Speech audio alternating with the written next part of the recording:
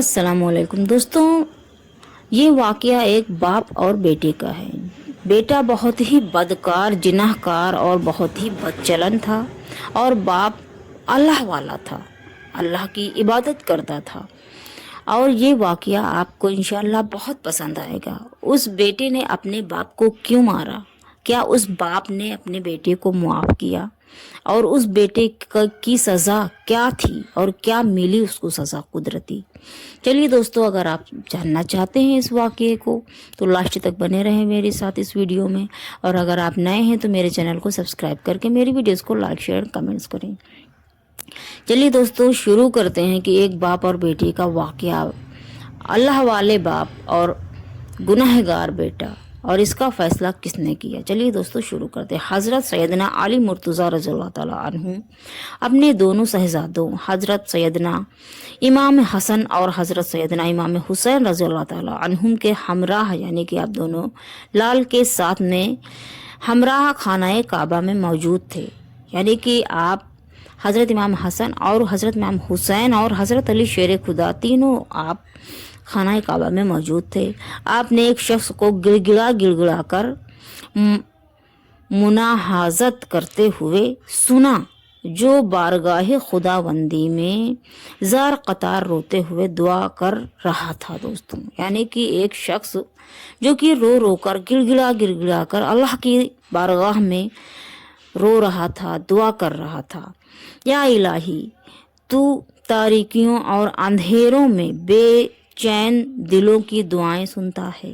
या इलाही, तू बीमारों की तकलीफ दूर फरमाता है। ऐ हरम काबा के मालिक, तू कभी नहीं सोया जबकि तेरे घर के इर्द गिर्द रहने वाले तमाम सो गए।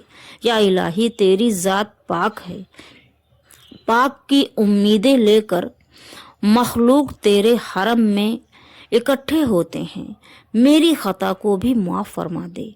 और तेरे सिवा कौन नेमतों की बारिश करने वाला है? वो शख्स इस तरह से गिड़गिड़ा कर अल्लाह की बारगाह में हरम शरीफ में दुआ कर रहा था। हज़रत अली सैयदना अली मुर्तज़ा रज़ियल्लाहु ताला अन्हु ने उस शख्स को अपने पास बुलाया तो वो शख्स रेंगता हुआ, यानी कि दोस्तों वो चल नहीं पा रहा था, रेंगता हुआ आपके पास हाजिर हुआ।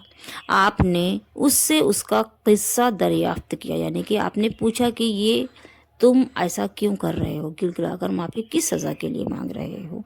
तो उस शख्स ने बताया कि अमीरुल मोमिनीन, मैं बड़ी बेबाकी के साथ दिन रात गुनाह करता था और मेरा बाप निहायत सलाह शख्स था।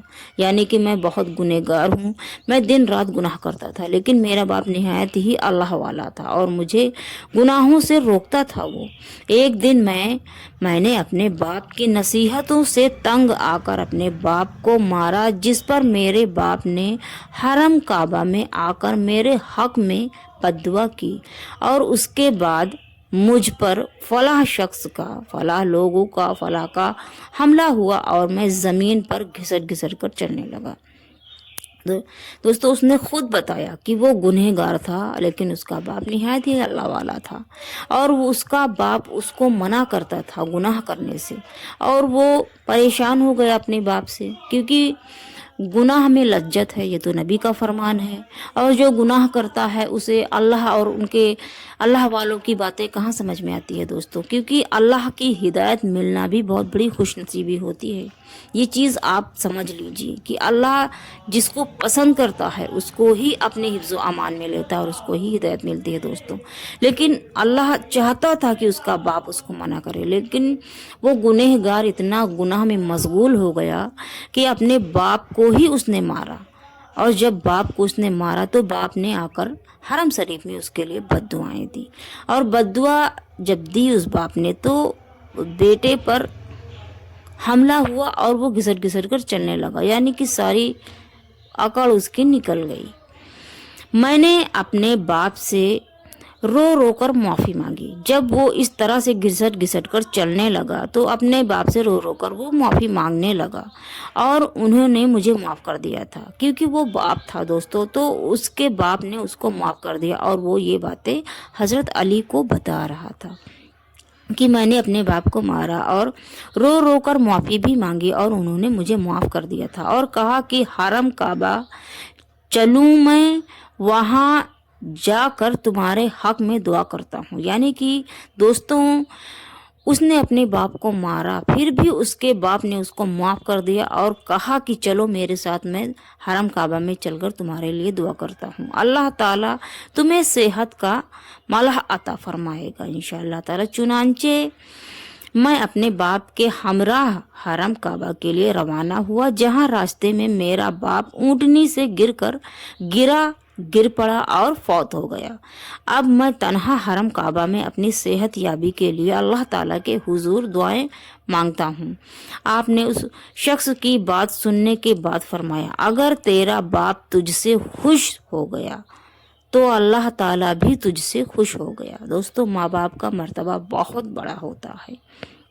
پہلے تو ماں باپ کے ساتھ میں بدتمیزی کرنی نہیں چاہیے اور ماں باپ کا دل نہیں دکھانا چاہیے. ایک بات یاد رکھنا دوستوں کہ اگر ماں باپ میں سے کوئی بھی آپ سے ناراض ہوا تو آپ کو جنت کبھی نہیں ملے گی. اس لیے آپ مرد کی جنت اس کی ماں کے قدموں کے نیچے ہوتی ہے اور بیوی کی جنت اس کے شوہر کے قدموں کے نیچے ہوتی ہے. تو دوستوں ماں باپ کی خدمت کریں ہمیشہ، کیونکہ حضرت علی شیر خدا کا بھی فرمان ہے، آپ نے فرمایا کہ اگر تیرا باپ تجھ سے خوش ہو گیا تو اللہ تعالیٰ بھی تجھ سے خوش ہو گیا. اس شخص کی نے قسم کھا کر کہا کہ میرا باپ مجھ سے خوش ہو گیا تھا. حضرت سیدنا علی مرتضیٰ رضی اللہ تعالیٰ عنہ نے اس کی بات سننے کے بعد 2 رکعت نماز آپ نے ادا کی اور اس کے حق میں دعائے خیر فرمائی، جس کے بعد وہ شخص تندرست ہو گیا. اور اس کے بعد میں دوستو حضرت علی شیر خدا رضی اللہ تعالیٰ عنہ نے فرمایا کہ اگر تیرا باپ تجھ سے راضی نہ ہوتا تو میں تیرے لیے ہرگز دعا نہ کرتا. دوستو آپ سوچئے کہ ماں باپ کا مرتبہ کیا ہے، کہ خود حضرت علی شیر خدا نے فرمایا کہ اگر تیرا باپ تجھ سے راضی نہ ہوتا تو میں بھی تیرے لیے دعا نہ کرتا. تو دوستوں آپ ہمیشہ اپنے ماں اور باپ کی عزت کریں، ان کو کبھی کوئی تکلیف نہ دیں، ان کے جو وہ بولے ان کی عزت کرو، ان کا کہنا مانو، ان کو تکلیف نہ دو. دوستوں یہ تھا ایک باپ اور بیٹے کا واقعہ جو کہ انشاءاللہ آپ کو پسند آیا ہوگا. اور دوستوں اگر آپ کو پسند آیا تو آپ میرے چینل کو سبسکرائب کر کے میری ویڈیوز کو لائک شیئر اور کمنٹس کریں.